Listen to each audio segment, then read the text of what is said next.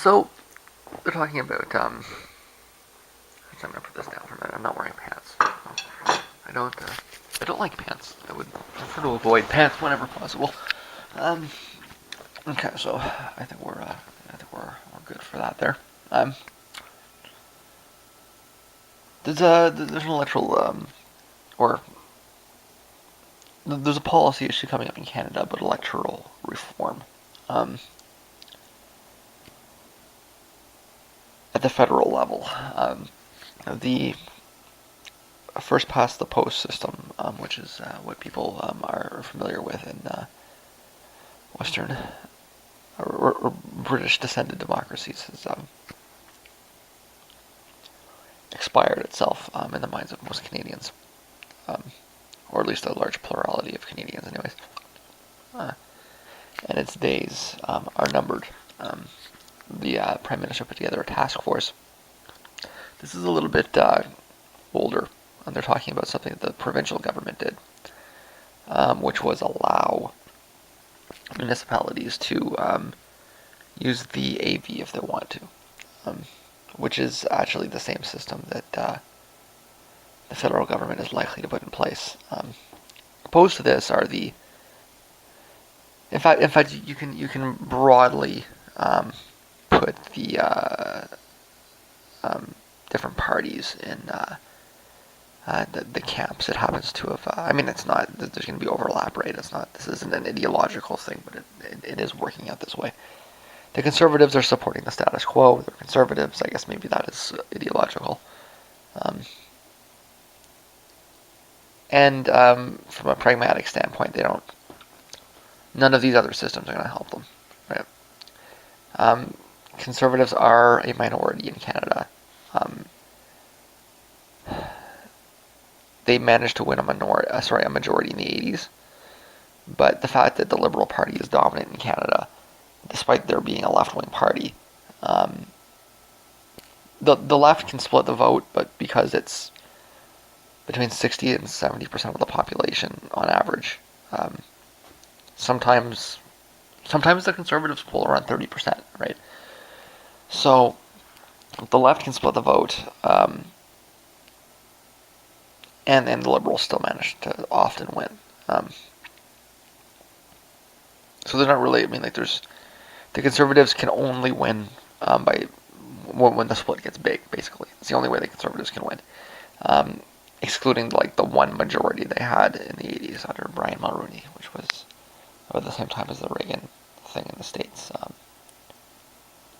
but was more to do with just fatigue over the Liberals. They've been in power for like 20 years at that point.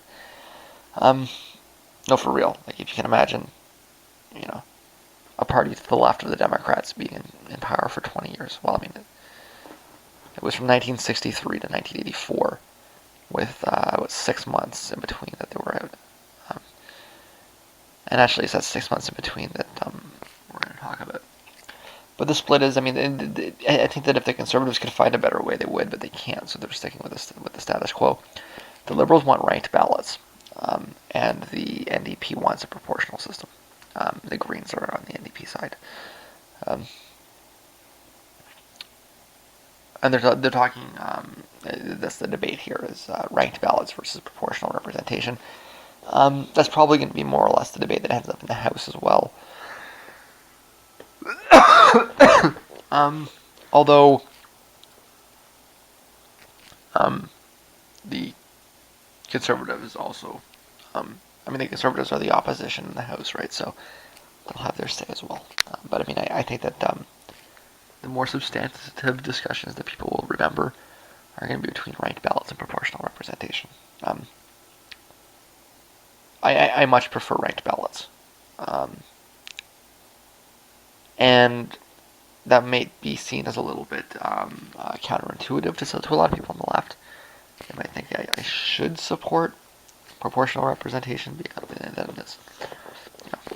I'm to the left of everybody kind of thing, but it's actually because I'm to the left of everybody, and it's a consequence of my extreme skepticism of government as a governing tool, right?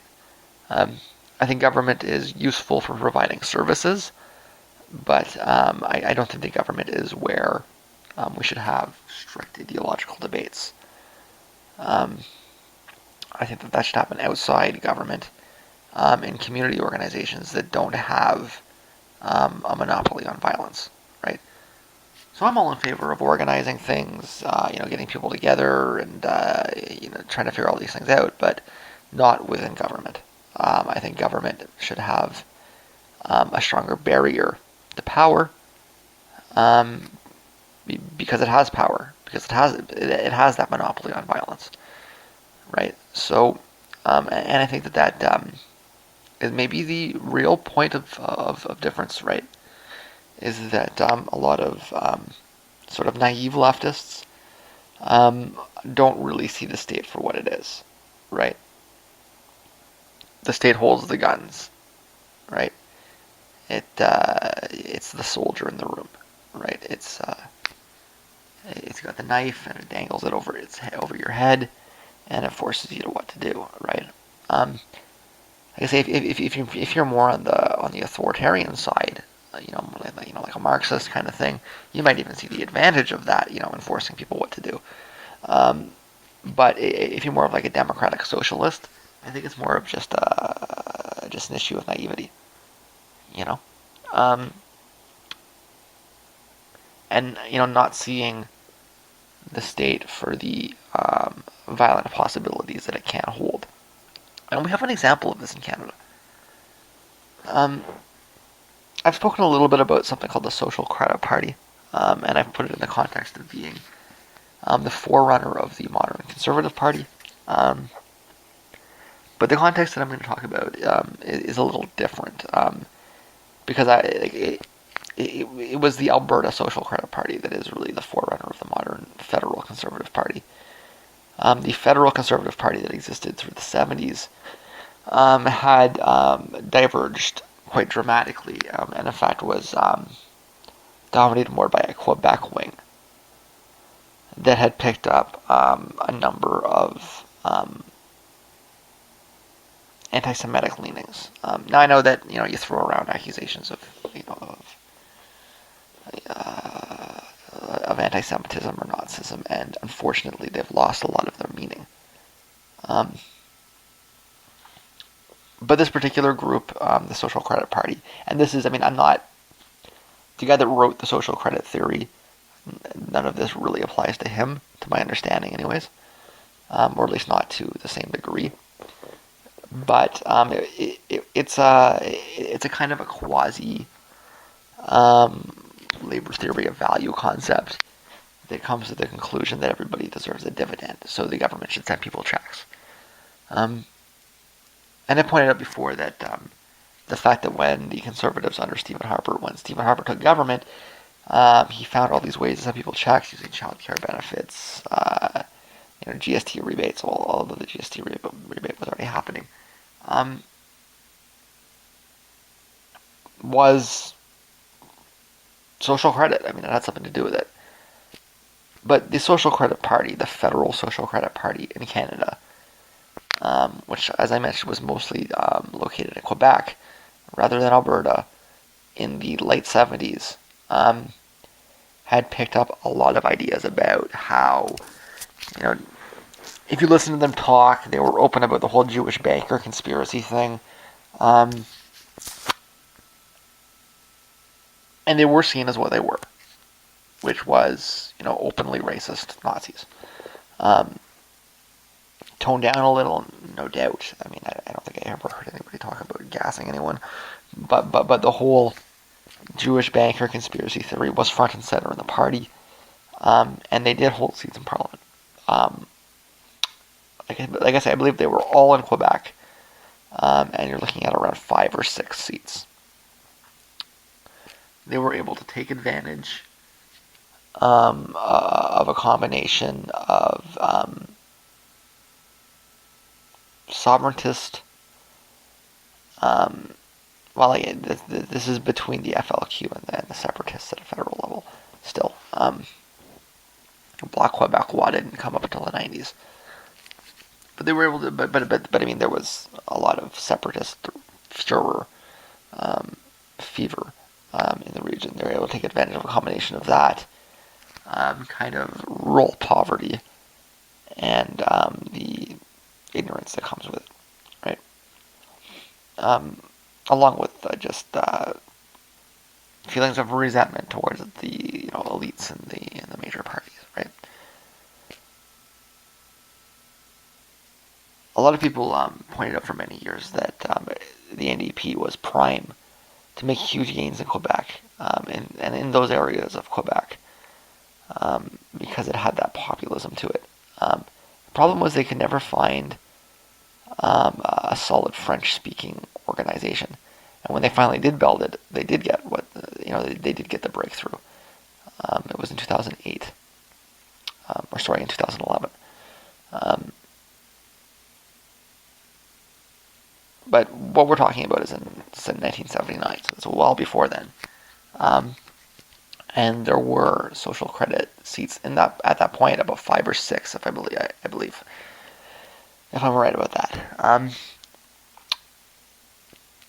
What ended up happening in the 1979 election was that the Conservatives under Joe Clark, I say Conservatives, one of his, this is 1979, so it's about the same time as Reagan, and the Conservative Party in Canada ran on a platform of legalizing marijuana. I'm not joking. In fact, they won a minority government in 1979 on a platform of legalizing marijuana. But I mean, it was a weird situation, right? The Liberals won the popular vote, but the Conservatives had more seats, but they didn't have enough seats to govern, right? So in order to govern, they would need to form a coalition or just an agreement. We haven't had a formal coalition in Canada, I don't think, ever, but we've had a lot of agreements, right? So in the 70s, the elder Trudeau, Pierre Trudeau, had some governments, and in fact in the 60s this happened as well, where the Liberals were in a minority situation, but they had an agreement with the NDP that if they would work together and pass legislation, right? And we had one of the things that came out of that was the nationalization of the oil industry. Some people have argued that universal health care, but I mean universal health care was actually a consensus position where all three of the parties, the socialists, the liberals, and the conservatives, all agreed on universal health care in the 60s. I know. Wouldn't that be great, huh? To have the Republicans and Democrats agree on single-payer health care. What planet is that? That's planet Canada. But in 1979, we have a situation where you've got 4 major parties in the House. You have the Liberals and the NDP, and neither one of them, well, either one of them could have formed an agreement with the Conservatives, but neither one of them were going to, right? Because they like their governing coalition better. And I mean the NDP and the Conservatives have never formed an agreement, and probably never will, just because they're too antagonistic to each other. As mild as the Conservatives are, and as centrist as the Socialists are, to be honest with you, it's too far, too far a bridge. So the Conservatives found themselves in a situation where the only way they could pass a budget was to get the social credit to vote for it. And that was a huge problem, right? Because social credit knew, okay, that's the only chance they're ever going to get. And so they're pushing pretty hard to get some pretty wacky stuff in there, okay? And at the end of the day, Clark just, it was actually as a matter of principle that Clark refused to deal with them. And so they voted against the budget. and the Liberals won a majority. In fact, the Social Credit Party at the federal level was destroyed from that point on. But you see the problem that it created, right? Um, Advocates of proportional representation would argue that everybody deserves a seat at the table. Um, but what do you do when that gives the Nazis the balance of power?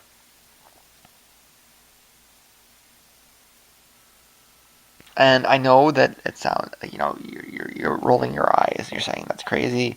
It'll never happen. It happened in Canada. It happened. And what do? We had an election, right? We fixed it that way. But why would you set a system up when you know that that's a possible outcome? Rather, I would prefer a system that seeks to minimize extreme voices, right? Um,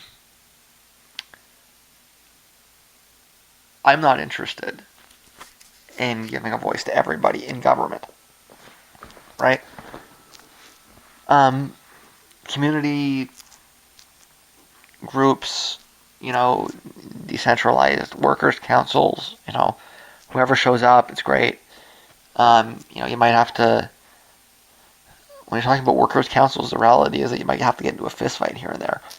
That's just the hard truth of it, but um, that's really my point, is that there's not a monopoly there, right? Um, when you're talking about institutions that are able to apply force in dominant ways, that control the military, control the police force, to me, that's not where you organize democracy around. You organize democracy around the workplace, or around the city council. Um, well, not even the city council, around um, around the PTA, that kind of thing. That's where you have that kind of open democracy. Um, so long as we have a state, the state itself should have much more stringent requirements to participate within. So, what the ranked ballot does is it actually, its strength is that it seeks to minimize fringe voices, right? So it's an instant runoff, right? And you can't win the riding until you get over 50%. The benefit of that is that it means that, okay, if you can only get 20% in your riding, or 30% or whatever, then you don't go to parliament, right? And to me, that's what I want to see, right? Because that's what the state should be. The state should not be the tool of radical revolutionary action, unless that radical revolutionary action is to dismantle the state itself. Okay, that has to happen at a community level, at a council level, at a workplace level. So we're talking about unionization, that kind of thing, right? Um, and I don't want to be in the situation where, because we gave everybody a voice, the city can't pass its budget unless it gets approval from the two Salafist Muslims on council, right? That between them command a 0.5% of the voting population. That doesn't make any sense to me. What makes more sense to me is, okay, we need, if we're going to have representative democracy, let's have representative democracy. And if we're going to have direct democracy, let's have direct democracy. Trying to mix them up, all you're doing is you're not giving the state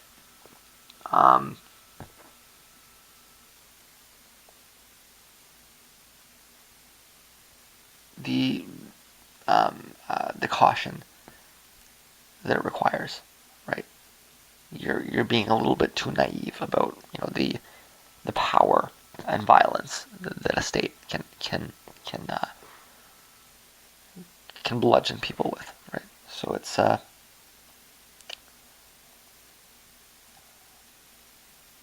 anarchist perspective. I think that there's a little bit of overlap with kind of a conservative ideology, but it's